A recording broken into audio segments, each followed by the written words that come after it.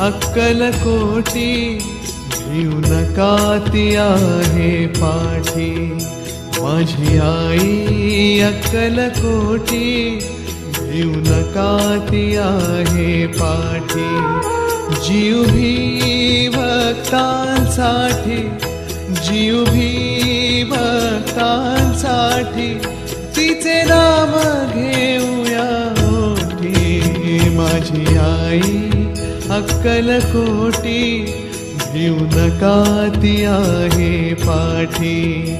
माझी आई अक्कलकोटी भिऊ नका ती आहे पाठी.